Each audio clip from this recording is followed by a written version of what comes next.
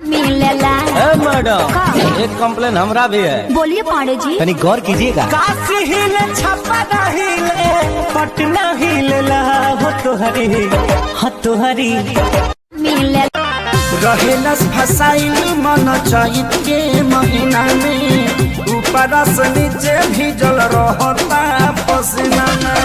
रहेलस फसाइल मन चैत के महीना में ऊपर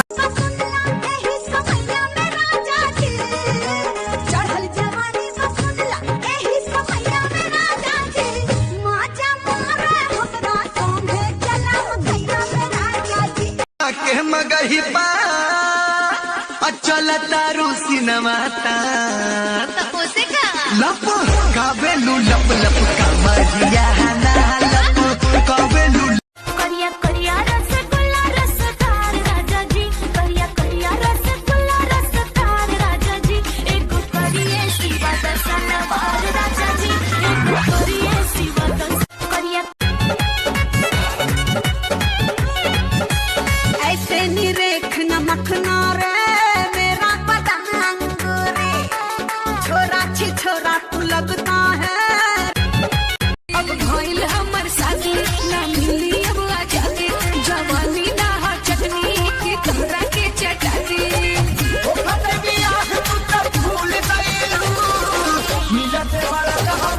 का घरों में सोइबे। तेरा जहां जवानी खर्चीला कि पॉकेट तोहर तनी ढीला लगे तोहरा से कुछ न आव होई और से भी ना किसी को छोड़ देगी सुन रे जिलेबी सुन रे जिलेबी सुन रे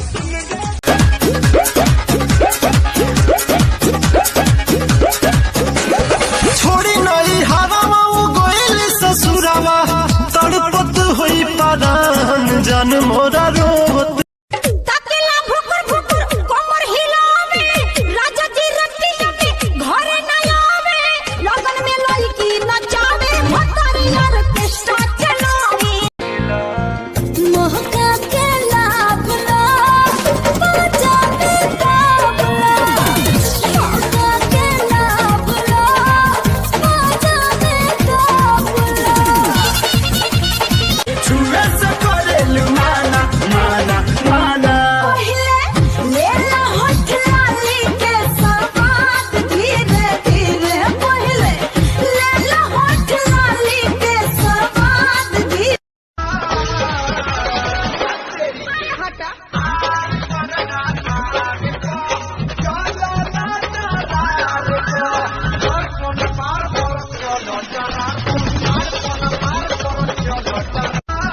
ये क्या बे, तू पागल हो गया है? हाँ, मैं पागल हो गया हूँ। अपने पूछो प्यार में पागल हो गया हूँ।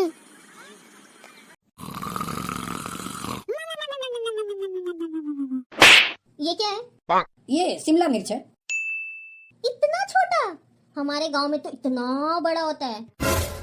नहीं चलेगी नहीं चलेगी। ये क्या है? ये टमाटर है। इतना छोटा?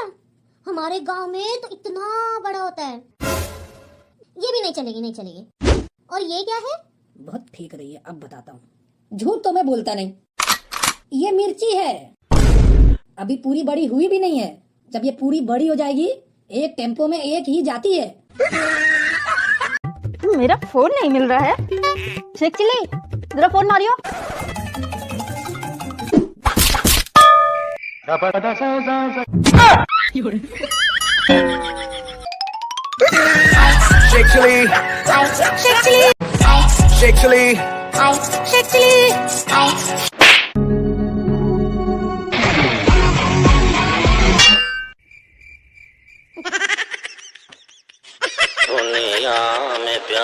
अंडे अंडे अंडे अंडे मुर्गे के अंडे ले ले ले ले ले अंडे अंडे अंडे मुर्गे के अंडे। भाई क्या बात कर रहे हो भाई, मुर्गे के अंडे होते हैं?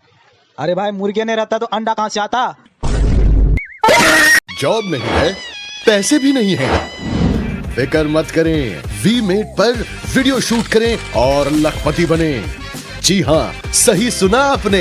ऐसे कठिन समय में वी मेट दे रहा है 70 लाख रुपए 30 अप्रैल से 6 मई तक।